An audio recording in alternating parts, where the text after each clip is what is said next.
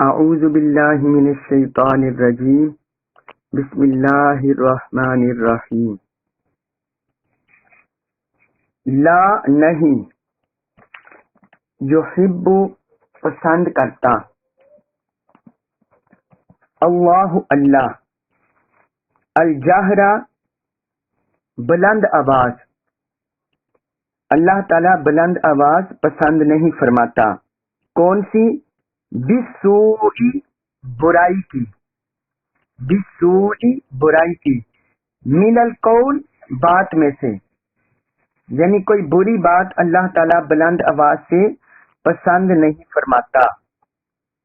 الا سوائے من جس پر ظلمہ ظلم کیا گیا ہو، سوائے اس شخص کے جس پر ظلم ہوا ہو. وَكَانَ و اور کانا ہے اللہ اللہ سمیعاً خوب سننے والا، علیماً خوب جاننے والا، اور اللہ خوب سننے والا خوب جاننے والا ہے. اس آیت مبارکہ میں اللہ تعالی نے واضح طور پر بیان فرما دیا ہے کہ اللہ تعالیٰ کسی بھی بری بات کو پسند نہیں کرتا. بری بات کئی طرح سے ہو سکتی ہے، کوئی غیبت ہو سکتی ہے، چغلی ہو سکتی ہے، گالی گلوچ ہو سکتی ہے، کسی کو برا بلا کہا جا سکتا ہے. تو اللہ تعالیٰ نے فرمایا کہ اللہ تعالیٰ بری بات کو پسند نہیں فرماتا. الا من ظلم، اب برائی کی بات، بری بات، پہلے اس والے سے آپ کو ایک دو احادیث مبارکہ بیان کر دوں. حضرت ابو ہریرہ رضی اللہ عنہ بیان کرتے ہیں کہ حضور نبی اکرم صلی اللہ علیہ وسلم نے فرمایا، ایک دوسرے کو برا بلا کہنے والے، ایک دوسرے کو برا بلا کہنے والے جو کچھ کہتے ہیں اس کا وبال ابتدا کرنے والے پر ہوتا ہے. یعنی جو ایک دوسرے کو برا کہتے ہیں، گالی گلوچ کرتے ہیں، لڑائی جھگڑا کرتے ہیں، فرمایا جو اس کی ابتدا کرتا ہے اس کا وبال اس پر ہوتا ہے جب تک کہ مظلوم تجاوز نہ کرے، جب تک کہ مظلوم تجاوز نہ کرے، اپنی حد سے نہ بڑھے، تو اس کا وبال اس پر ہوتا ہے، ابتدا کرنے والے پر. یہ صحیح مسلم میں حدیث ہے، حدیث نمبر 2578. پھر ایک حدیث میں ام المومنین حضرت عائشہ صدیقہ رضی اللہ عنہ سے مروی حدیث ہے کہ رسول اللہ صلی اللہ علیہ وسلم نے فرمایا، جب تم میں سے کوئی شخص فوت ہو جائے، جب تم میں سے کوئی شخص فوت ہو جائے تو اس کو چھوڑ دو اور اس کو برا نہ کہو. یہ سنن ابی داؤد میں حدیث ہے، حدیث نمبر 4899، 4899.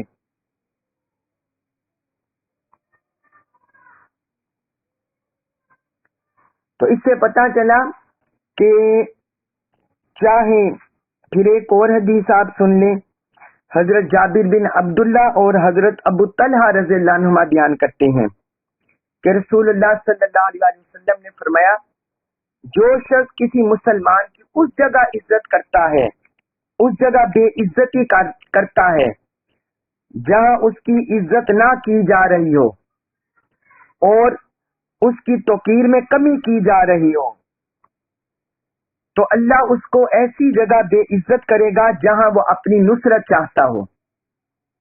اللہ اس کو ایسی جگہ بے عزت کرے گا جہاں وہ اپنی نصرت چاہتا ہو، کسی سے مدد کا خواہش مند ہو. اور جو شخص، آگے فرمایا، اور جو شخص کسی مسلمان کی ایسی جگہ نصرت کرے گا جہاں اس کی توقیر میں کمی کی جا رہی ہو، اس کی عزت میں، اس کی توقیر میں کمی کی جا رہی ہو، تو کوئی بندہ اس کی مدد کرے، اس کی ہیلپ کرے. اس کی توقیر کی جا رہی ہو، توقیر میں کمی کی جا رہی ہو اور اس کی بے حرمتی کی جا رہی ہو، تو اللہ اس کی ایسی جگہ سے مدد فرمائے گا جہاں وہ اپنی مدد پسند کرتا ہو، جہاں وہ اپنی مدد پسند کرتا ہو. یعنی اگر کسی مسلمان کی، یہ سنن نبی داؤد میں حدیث ہے 4884، اس حدیث کا مفہوم یہ ہے کہ اگر کسی مسلمان کی کسی جگہ بے عزتی ہو رہی ہو، اس کی ہتک ہو رہی ہو، اور کوئی بندہ آگے بڑھ کر مزید اس کو بے عزت کروائے، مزید اس کی حد کے عزت کرے اور اس کی عزت مجروح کرے، تو آقا علیہ السلام نے اس کے بارے میں بیان کیا کہ پھر ایسا دن آئے گا، ایسا لمحہ آئے گا کہ کسی جگہ اس کی بے عزتی ہو رہی ہوگی اور کوئی بندہ اس کی مدد نہیں کرے گا، اس کی مدد نہیں کی جائے گی۔ اور دوسری شکل میں بیان فرمایا، یعنی اس کی ایسی جگہ بے عزتی کرے گا جہاں وہ اپنی نصرت چاہتا ہوگا، جہاں وہ اپنی مدد چاہتا ہوگا، لیکن وہاں وہ بے عزت ہو جائے گا۔ اور دوسرے شخص کے بارے میں فرمایا کہ کسی مسلمان کی ایسی جگہ نصرت کرے گا، یعنی کسی بندے کی کسی جگہ تذلیل ہو رہی ہو، بے عزتی ہو رہی ہو، وہاں وہ اس کی مدد کرے، اس کو بے عزتی سے بچائے، اس کو حد کے عزت سے بچائے، اس کی عزت مجروح ہونے سے بچائے۔ تو حضور نے فرمایا کہ اللہ اس کی اس جگہ مدد فرمائے گا جہاں وہ اپنی مدد پسند کرتا ہوگا، یعنی وہ خواہش رکھتا ہوگا کہ کوئی بندہ میری مدد کرے، تو اللہ تعالیٰ وہاں اس کی مدد کریں گے۔ تو یہ برائی کی مذمت ہے جس کو اللہ تعالی نے بھی بیان کیا، فرمایا، اور حضور صلی اللہ علیہ وآلہ وسلم نے بھی بیان فرمایا۔ اب فرمائے الا من ظلم، لیکن یہ جو بری بات ہے، کسی کو بری بات زبان پر لانا، ظلم کے خلاف بولنا، اپنی براس نکالنا، دل کی براس نکالنا، فرمایا یہ اس بندے کو اجازت ہے جس پر ظلم ہوا، جس پر ظلم ہوا ہو، اس بندے کو اجازت ہے۔ مثلا وہ کیا کر سکتا ہے؟ وہ جو مظلوم ہے وہ عدالت کا دروازہ کھٹکھٹا سکتا ہے، اس ظلم کے خلاف بول سکتا ہے، اس کو ظالم کو بد دعا دے سکتا ہے، اور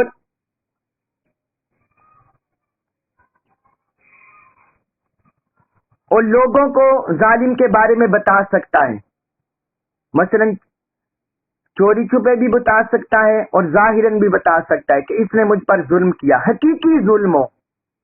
اگر وہ اپنے پاس سے کوئی بتائے گا تو وہ پھر وہ غیبت ہوگی، وہ چگلی ہوگی، وہ بہتان ہوگا۔ حقیقی ظلم جیسا ظلم ہوا ہے ویسا ہی وہ آگے کنوے کرے۔ جس طرح قرآن میں ایک اور مقام پر اللہ تعالی نے بیان فرمایا وَإِنْ عَاقَبْتُمْ فَعَاقِبُوا بِمِثْلِ مَا عُوقِبْتُمْ بِهِ، فرمایا کہ اگر تم اپنے اوپر ظلم کا بدلہ لو، فَعَاقِبُوا بِمِثْلِ مَا عُوقِبْتُمْ بِهِ، تو اتنا ہی ظلم کا بدلہ لو جتنا تم پر ظلم کیا گیا ہو۔ اور آگے فرمایا وَلَئِن صَبَرْتُمْ لَهُوَ خَيْرٌ لِلصَّابِرِينَ كَمَا قَالَ، فرمایا اگر تم صبر کرو تو وہ تمہارے لیے بہتر ہے، وہ تمہارے لیے بہتر ہے۔ تو مظلوم کو اس صورت میں اللہ تعالی نے اجازت دے دی، اتنی اجازت دے دی جتنی اس پر ظلم ہوا ہے۔ اور آگے فرمایا وَكَانَ اللَّهُ سَمِيعًا عَلِيمًا، اور اللہ خوب سننے والا، خوب جاننے والا ہے۔ اس سے مراد یہ ہے کہ ظالم نے جو کچھ اس پر ظلم کیا ہے اللہ تعالیٰ اسے سن رہا ہے، اللہ تعالیٰ جانتا ہے، سن رہا ہے۔ اور اسی طرح مظلوم جو آگے ظلم کے خلاف آواز بلند کر رہا ہے، عدل و انصاف کا دروازہ کھٹکھٹا رہا ہے، تو اللہ تعالیٰ اسے بھی جانتا ہے کہ وہ اپنی حق کے لیے اسٹرگل کر رہے ہیں یا اپنے پاس سے کچھ ملا رہا ہے، تو اللہ تعالیٰ دونوں کو جانتا ہے۔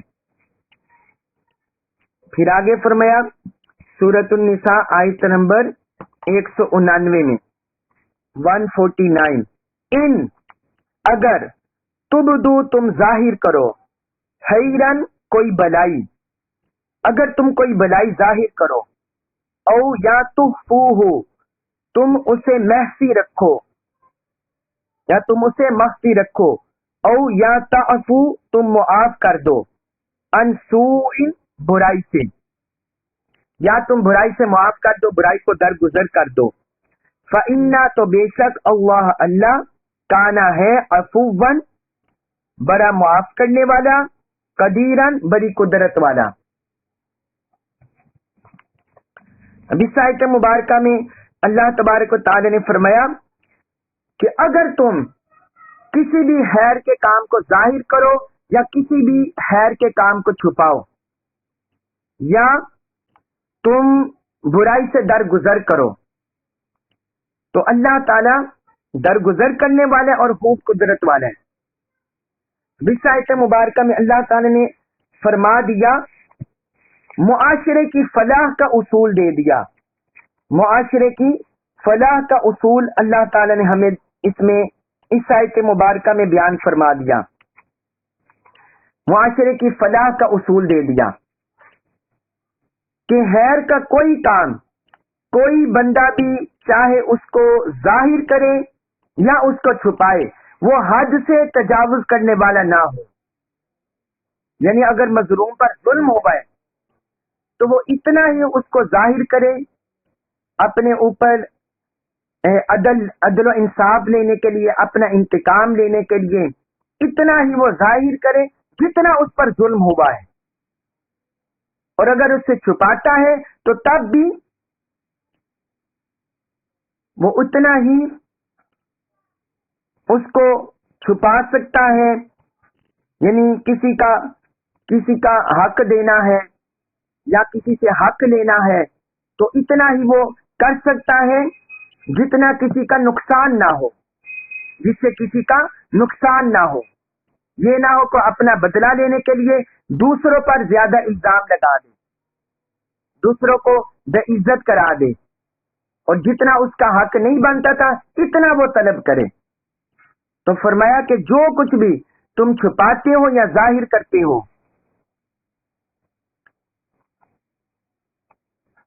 پھر آگے فرمایا او تعفو عن سوء، یا تم برائی سے درگزر کرتے ہو۔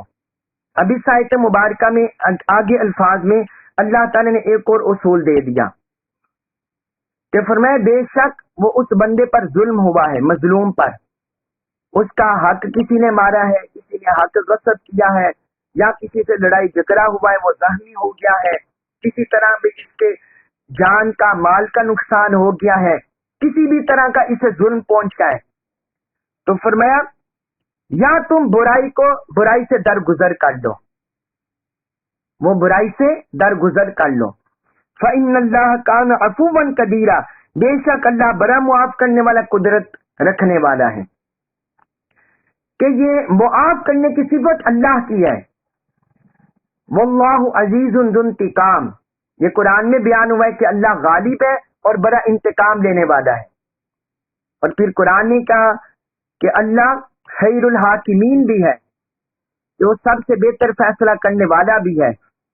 اسی طرح وہ احکم الحاکمین بھی ہے، سارے فیصلہ کرنے والوں میں سے سب سے بہتر، سب سے اچھا فیصلہ کرنے والا ہے۔ لیکن اس کے باوجود اللہ تعالی کی جو صفت رحمت ہے وہ اس کے غضب پر حاوی ہے۔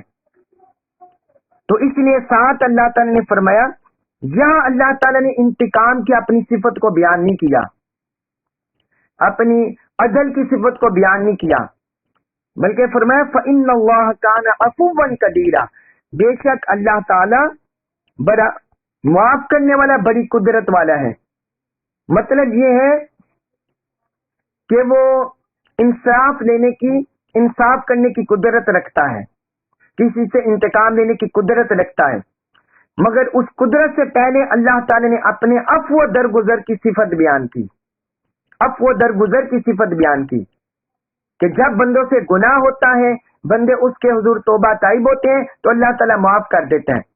اسی طرح فرمایا کہ اے بندو، اگر تم پر بھی ظلم ہو، تم پر بھی کوئی ظلم ہو، کوئی جبر ہو، کسی نے تمہارا حق لیا ہو، تو فرمایا پھر تم بھی اللہ تعالیٰ کی صفت عفو درگزر کو اپناؤ، اللہ کی صفت سے متصف ہو جاؤ، اللہ کی صفت سے متصف ہو جاؤ۔ اور تم بھی اپنے دشمن کو معاف کر دو. یہ سب سے اعلیٰ اخلاق ہے. معاشرے میں خیر و فلاح کے فروغ کے لیے اس میں کوئی شک و شبہ نہیں ہے کہ عدل و انصاف سے بھی معاشرے میں بلائی کو فروغ ملتا ہے. لوگوں کا حق دلانے سے بھی معاشرے میں بلائی کو فروغ ملتا ہے. لیکن اگر بندہ معاف کر دے تو یہ اعلیٰ اخلاق کا ظہور ہوتا ہے، اعلیٰ صفت ظاہر ہوتی ہے. جس طرح اللہ تعالیٰ نے قرآن میں ایک مقام پر بیان فرمایا فَإِذَا الَّذِي بَيْنَكَ وَبَيْنَهُ عَدَاوَةٌ كَأَنَّهُ وَلِيٌّ حَمِيمٌ، کہ اگر بندہ یہ عفو درگزر کی صفت اپنا لے، صبر کی صفت اپنا لے، حلم کی صفت اپنا لے، تو پھر کیا ہوتا ہے کہ تمہارا اور جس دشمن کے درمیان، تمہارے اور تمہارے دشمن کے درمیان گہری دوستی ہو جاتی ہے. یہ گہری دوستی میں بدل جاتی ہے اگر بندہ صفت عفو کو اپنا لے. آپ دیکھیے اس کا سب سے بڑا مظاہرہ ہمیں فتح مکہ کے موقع پر نظر آیا، جب آقا علیہ الصلوۃ والسلام نے سارے کفار مکہ آپ کے سامنے جمع تھے. آپ نے فرمایا تمہارا کیا خیال ہے میں تمہارے کے ساتھ کیا سلوک کروں گا؟ ان سب نے کہا کہ آپ کریم ہیں، آپ کریم ہیں، کرم کرنے والے ہیں، اور آپ کریم باپ کے بیٹے ہیں. انہوں نے اس طرح حضور صلی اللہ علیہ وسلم کی صفت کریمانہ بیان کی کہ آپ کریم ہیں، خود بھی کریم ہے، آپ کے والد صاحب بھی کریم تھے، جد بھی کریم تھے. اس طرح آپ کا خان وعدہ کریموں کا ہے، کرم کرنے والوں کا ہے، رحم کرنے والوں کا ہے. تو حضور نے ان سے فرمایا اذهبوا انتم الطلقاء، فرمایا جاؤ میں نے تمہیں معاف کر دیا، تم آزاد ہو. تو یہ سب سے بڑا مظاہرہ ساری تاریخ انسانیت میں فتح مکہ کے موقع پر ہوا کہ حضور علیہ السلام نے ان دشمنوں کو معاف کر دیا جنہوں نے آپ کی جان پر، آپ کے خان وادہ پر، آپ کے گھر والوں پر، آپ کے صحابہ پر اتنا ظلم و ستم کیا تھا. تو اللہ تعالی نے بھی یہاں مظلوم کو یہ صفت اپنانے کی تلقین کی ہے، ہدایت فرمائی ہے. فرمایا یا تم برائی سے معاف، برائی سے درگزر کر لو. فإن اللہ کان عفوا قدیرا، اللہ بھی بڑا معاف کرنے والا اور بڑی قدرت رکھنے والا ہے. اس کے بعد فرمایا سورۃ النساء آیت نمبر 150 انا بے شک الذین وہ لوگ یکفرون وہ کفر کرتے ہیں باللہ اللہ کے ساتھ ورسلہ اور اس کے رسولوں کے ساتھ. فرمایا بے شک وہ لوگ جو اللہ کے ساتھ اور اس کے رسولوں کے ساتھ کفر کرتے ہیں. وَيُرِيدُونَ اور وہ چاہتے ہیں ان یہ کہ یفرقوا وہ تفریق کریں بین اللہ درمیان اللہ کے ورسلہ اور اس کے رسولوں کے. فرمایا اور وہ چاہتے ہیں کہ اللہ اور اس کے رسولوں کے درمیان تفریق کریں. وَيَقُولُونَ اور وہ کہتے ہیں نُؤْمِنُ ہم ایمان لاتے ہیں بِبَعْضٍ بعض پر، وَنَكْفُرُ اور ہم کفر کرتے ہیں بِبَعْضٍ بعض سے.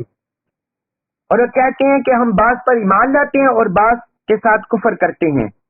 وَيُرِيدُونَ اور وہ چاہتے ہیں ان یتخذوا یہ کہ وہ بنا لے بینا درمیان ذالک اس کے سبیلاً کوئی راستہ، اور وہ چاہتے ہیں کہ اس کے درمیان کوئی راستہ بنا لیں. اس آیت مبارکہ میں اللہ تعالی نے کافی لوگوں کی حسرت بیان کی ہے جو اہل کتاب میں سے کافر ہیں، یہود و نصارہ میں سے، ان کے بارے میں بیان کیا ہے. فرمایا یہ وہ لوگ ہیں جو اللہ اور اس کے رسولوں کے درمیان کفر کرتے ہیں، اللہ اور اس کے رسولوں کا کفر کرتے ہیں، اللہ کے احکام کو نہیں مانتے، اس کی تعلیمات کو نہیں مانتے، اس پر کامل ایمان نہیں لاتے، اس کی ہدایت پر عمل نہیں کرتے، ورسلہ اور اس کے رسولوں کا بھی کفر کرتے ہیں. جس طرح یہودیوں نے حضرت عیسیٰ علیہ السلام کا انکار کر دیا اور حضور صلی اللہ علیہ وسلم کا انکار کر دیا، اور بعد میں عیسائیوں نے آقا علیہ الصلوۃ والسلام کا انکار کر دیا، کفر کر دیا. تو فرمایا یہ وہ لوگ ہیں جو اللہ اور اس کے رسولوں کا انکار کرتے ہیں، کفر کرتے ہیں۔ پھر آگے فرمایا وَيُرِيدُونَ أَن يُفَرِّقُوا بَيْنَ اللَّهِ وَرُسُلِهِ، اور وہ اللہ اور اس کے رسولوں کے درمیان تفریق کرنا چاہتے ہیں، اللہ اور اس کے رسولوں کے درمیان ایمان لانے میں تفریق کرنا چاہتے ہیں، یعنی ان میں سے کوئی راضی ہو جاتا ہے کہ ہم اللہ پر ایمان لے آتے ہیں مگر رسولوں کے منکر ہو جاتے ہیں، اللہ پر ایمان لے آتے ہیں مگر رسولوں کے منکر ہو جاتے ہیں۔ اس طرح بعض رسول کو مان لیتے ہیں، اللہ کو منکر ہو جاتے ہیں۔ تو فرمایا یہ اللہ اور اس کے رسولوں کے درمیان تفریق کرنا چاہتی ہے، ایمان کے باب میں تفریق کرنا چاہتے ہیں۔ اور تیسرا ان کا بد عقیدہ بیان کیا وَيَقُولُونَ نُؤْمِنُ بِبَعْضٍ وَنَكْفُرُ بِبَعْضٍ، اور وہ کہتے ہیں کہ ہم بعض پر ایمان لاتے ہیں اور بعض کا انکار کرتے ہیں، یعنی کہتے ہیں کہ ہم حضرت موسیٰ علیہ السلام کو مان لیتے ہیں، حضرت عزیر علیہ السلام کو مان لیتے ہیں، ہم ان پر ایمان لے آتے ہیں، اور حضرت عیسیٰ علیہ السلام حضور صلی اللہ علیہ وسلم کا انکار کر دیتے ہیں۔ اسی طرح جو عیسائی وہ کہتے ہیں ہم عیسیٰ علیہ السلام کو مان لیتے ہیں، حضور صلی اللہ علیہ وسلم کا انکار کر دیتے ہیں۔ تو وہ اس طرح بعض رسولوں پر ایمان لاتے ہیں اور بعض کا کفر کرتے ہیں۔ تو یہ جو کفر بالبعض ہے، ایمان بالبعض اور کفر بالبعض، بعض پر ایمان لانا اور بعض کا کفر کرنا، یہ دراصل کفر بالجمیع ہے، یہ پورے کا پورا کفر ہے، یہ کفر ہے۔ بعض پر ایمان لے آنا اور بعض کا انکار کرنا، کفر کرنا، یہ کفر ہی ہے۔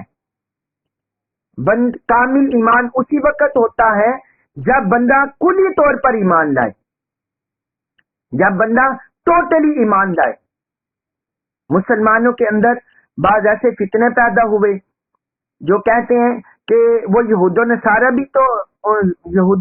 بھی تو انبیاء کو مانتے ہیں نا اور اللہ کو مانتے ہیں، تو وہ بھی جنت میں جائیں گے اپنے اعمال کی وجہ سے۔ اب یہاں اللہ تعالی نے واضح طور پر بیان فرما دیا کہ جو ایسے عقیدے رکھتا ہے، جن کے بھی ایسے عقائد باطلہ ہیں، وہ کفر ہی کرتے ہیں، وہ کفر ہی کرتے ہیں۔ ان کا یہ بعض پر ایمان لانا اور بعض کا انکار کرنا، یہ کفر ہی ہے، اس سے وہ مومن نہیں بن جاتے۔ مومن کامل اسی وقت ہوگا جب اللہ تعالیٰ کی فرمان کو مانیں گے اور اللہ کے رسول کے فرمان کو مانیں گے، اور وہ کیا ہے؟ وہ یہ ہے سارے انبیاء پر ایمان لانا، سارے انبیاء کرام پر ایمان لانا۔ جب بندہ اس کو مانے گا اور اہل کتاب اس کو مانیں گے، تب ان کا ایمان کامل ہوگا۔ اگر وہ اس کا انکار کریں گے، کسی کا بھی انکار کریں گے، تو ایمان کامل نہیں ہو سکتا۔ پھر آگے اللہ تعالی نے ان کی ایک اور حسرت بیان کی وَيُرِيدُونَ أَن يَتَّخِذُوا بَيْنَ ذَلِكَ سَبِيلًا، وہ چاہتے ہیں کہ ایمان اور کفر کے درمیان کوئی راستہ نکال لیں، یعنی ہم یہ اہل کتاب کو جو اپنی قوم ہے اس کو بھی راضی کر لیں، اہل کفر کو بھی راضی کر لیں اور اہل ایمان کو بھی راضی کر لیں۔ وہ ایسا راستہ نکالنا چاہتے ہیں کہ بعض پر ایمان لا کے اور بعض کا کفر کر کے ہم دونوں طبقوں کو راضی کر لیں اور دونوں طبقوں کو راضی کر لیں۔ تو اللہ تعالی نے فرمایا کہ اس طرح نہیں ہو سکتا، اس کی تعلیم دے دی۔ آیت نمبر 151، اس میں فرمایا اولئک، یہ لوگ، ہم یہی، الکافرون، کافر ہیں، حقاً، حقیقت میں۔ فرمایا یہ لوگ حقیقت میں کافر ہیں جو اس طرح اللہ اور اللہ کے رسولوں کے درمیان کفر کرتے ہیں، اللہ اور اس کے رسولوں کے درمیان تفریق کرتے ہیں، یا انبیاء کرام کے درمیان ایمان لانے میں تفریق کرتی ہیں۔ فرمایا یہ لوگ حقیقت میں کافر ہیں۔ وَأَعْتَدْنَا، اور اعتدنا، ہم نے تیار کیا ہے، للکافرین، لیے، الکافرین، کافروں کے لیے، عذاباً عذاب مہینہ رسوا کن. فرمایا اور ہم نے کافروں کے لیے رسوا کن عذاب تیار کر رکھا ہے.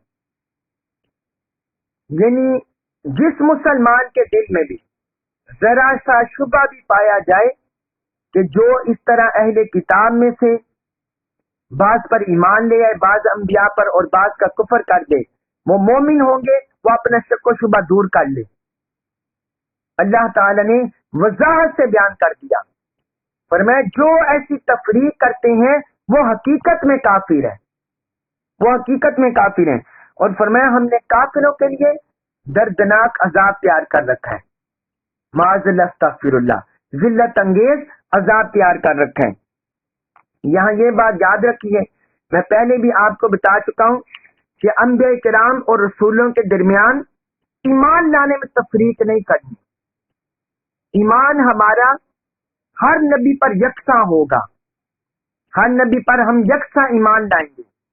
حضور صلی اللہ علیہ وسلم سے لے کر خاتم النبیین اور پہلے نبی جو دنیا میں تشریف لائے حضرت آدم علیہ السلام، سارے انبیاء کرام علیہم السلام پر ایمان لانے میں ہم تفریق نہیں کریں گے، فرق نہیں کریں گے. ہم ہر ایک پر یکساں ایمان لائیں گے. یہ نہیں ہم کہیں گے کہ ہمارا فلاں نبی پر ایمان زیادہ ہے، فلاں پر کم ہے، فلاں پر اتنا ہے، فلاں پر اتنا ہے. اس طرح کی تفریق نہیں کریں گے. اس سے ایمان سے ہاتھ دھونے کے برابر ہے. پھر ایمان سے ہاتھ دھونا ہے. ہاں یہ ضرور ہے کہ انبیاء کرام پر ایمان لانے میں تفریق نہیں ہوتی، لیکن ان کے درجات میں تفریق ہے. ان کے درجات میں، ان کے درمیان فضائل میں، ان کے مناقب میں وہ تفریق ہے، وہ درجہ بندی ہے. کوئی نبی اونچے درجے کا ہے، کوئی اس سے اونچے درجے کا، کوئی اس سے اونچے درجے کا. اس طرح انبیاء کرام اور رسولوں کے درمیان تفریق کا فرق ہے، درجات میں، فضائل میں، مراتب میں، کمالات میں. اور آقا علیہ الصلوۃ والسلام کی واضح احادیث مبارکہ ہیں.